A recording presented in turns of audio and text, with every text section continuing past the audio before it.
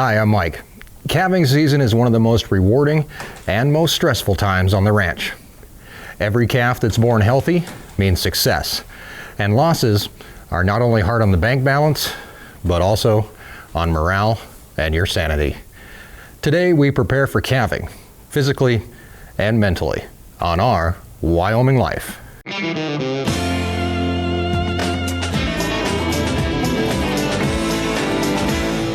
In a former life, many moons ago, I was a guy that sat in an office all day. I had worked my way up through the radio business from DJ to program director to operations manager and eventually to vice president in a radio group managing 17 different radio stations, their on-air programming and staff.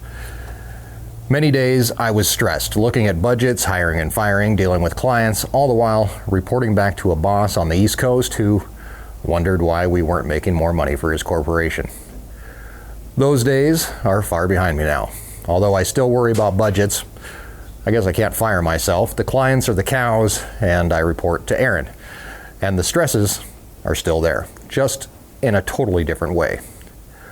Welcome to Our Wyoming Life. Please subscribe and join us as we explore the ranch life and escape the ordinary 3 times a week, with videos ranging from gardening to ranch-style cooking to ranching, and of course, calving is a big part of that. We manage over 5,000 acres here in northeast Wyoming, and the kind of ranch we have is known as a cow-calf operation. We keep a breeding herd year-round, along with bulls, which we get together for a few months out of each year to produce calves. The old-fashioned way. The bulls do their things, and 9 months later, we have cute baby cows. But it's not really that easy. To get to the point where we have calves on the ground takes months of planning, management, and sometimes a whole lot of luck. Calving started back in July of last year as we turned the bulls out with the cows. Most of these cows had their previous calves back in April and early May. After a cow has a calf, it'll take her about 60 to 90 days to cycle into heat again. Then she resumes her normal cycle of 21 days. The bulls will stay in with the cows for 75 days. During that time, we figure each cow will have the opportunity to cycle 3 times. Traditional rule of thumb is that you have a bull for every 25 cows. 60% of those cows are going to get pregnant in their first cycle, and another 25 in the second. After we take the bulls off the cows, and after calves are sold in October, we bring in all the cows for preg checking.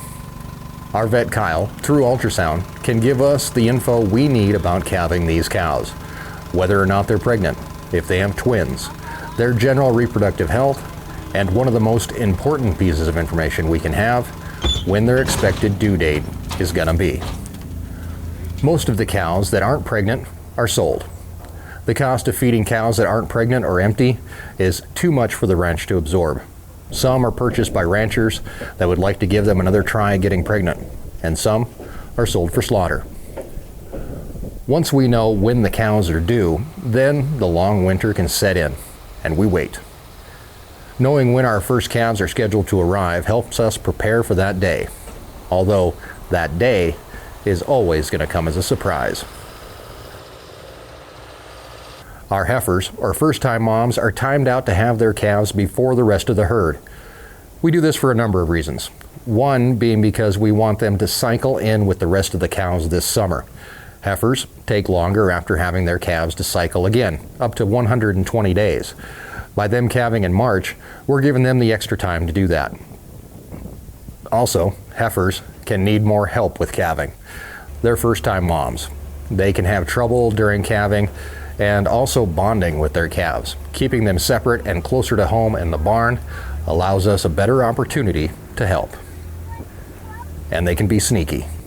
During calving season, we check the heifers and the older cows on a regular basis, usually every few hours during the day, stretching it out at night unless the weather is against us, and then we basically have to live with the cows, checking them every couple of hours and making sure all the calves and moms are okay. When checking cows, we're looking for a few things. Cows that have separated themselves off are a dead giveaway that they're in labor.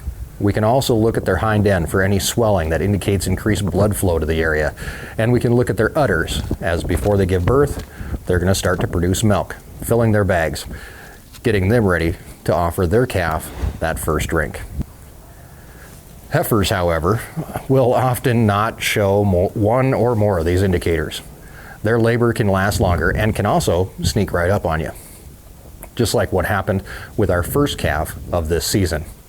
While feeding the cows one morning, I spotted a small black object laying on the ground in the heifer corral and then realized it was a calf. It took a few minutes to figure out who its mom was, as they were more interested in the food I had just given them, but it didn't take long, and the mom came right over to see what was going on.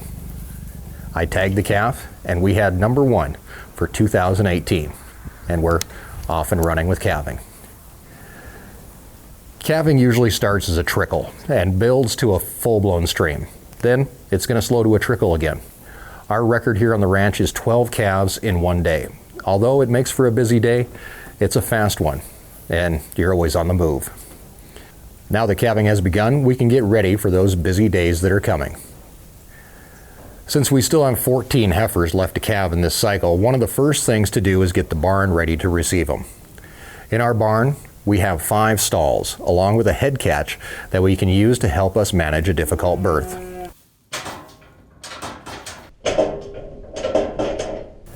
When it's time to bring in a heifer or a cow, we want to make sure that all is ready for them, and that means putting hay in each and every stall, making sure they have water available and our supplies are in order. The first and most important tool for us in calving comes down to safety for us and the cow. If we have to reach inside a cow to help her give birth, we're introducing a number of bacteria and other contaminants to her system. Anytime we need to help, we make sure we have disinfectant available for the cow and for us. Antiseptic soap is a must, as well as gloves, OB sleeves, and lubricant. We also treat the cow after an invasive procedure with uterine boluses, which are inserted into the cow's uterus to help fight any infection that may occur. If a cow gets sick after having a calf, she can't take care of it, and more than likely she won't be able to breed back, again costing the ranch money and a productive member of the herd. We have a number of drugs available to help mom during delivery, including acepromazine, a mild tranquilizer, lidocaine, which can be used to help relieve pain and also help the cow relax, oxytocin, which can be used to help her along if her labor stalls or stops. 90% of births on the ranch don't require any help from us. After the calf is born, her mom will clean her up, and the calf will get up and get a drink. And pretty soon, they're on their merry way. If a calf does need help being born, we have straps that we can attach to the calf to help pull them out of their mom, as well as a number of medications to treat baby calves, including Nuflor to treat respiratory problems, Banamine for any type of swelling, LA-200, which is an antibiotic, and epinephrine to help a calf get up and moving, along with scour pills to treat diarrhea if it's present. If we have a calf that gets too cold or experiences hypothermia, we have a calf warmer in the shop that we can place them in, getting their body temp back up to the normal 101 degree mark.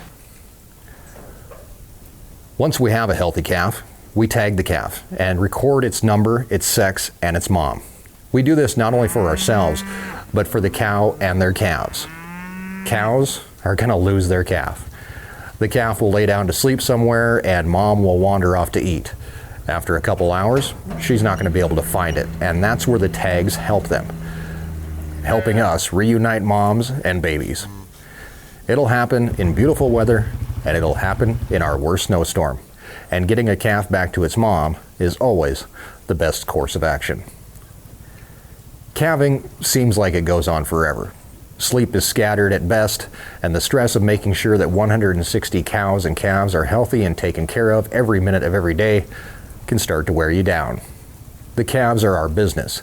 Each calf can be worth $800 to $900, and when a cow has her calf, that money hits the ground. Each healthy calf helps pay for itself, but the ones that need help, well, you're not just going to leave that money laying on the ground, are you? You're going to do everything you can to help it and get it healthy, but not just for the money, for the future of the ranch, because we want our kids to grow up here and enjoy everything that this life has to offer.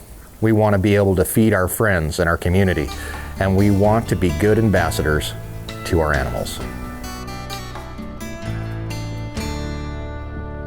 When we first came here, this is what was given to me by my father-in-law Gilbert for my first calving season. A set of chains to help me pull calves. I guess I also got some ear tags. Things have changed a lot since that first year here, but our main mission is still the same. Have as many healthy calves as we can. This year, I get to bring you along with me, and I hope that you'll join me. Calving season can be full of triumph and tragedy. It's never easy, but it's probably the most rewarding time on the ranch. Come along as we explore the ranch life and escape the ordinary. Make sure you subscribe so you don't miss a thing, and find us on Facebook for the updates that you can't find anywhere else. Until I see you again, have a great week, and thanks for joining us in our Wyoming Life.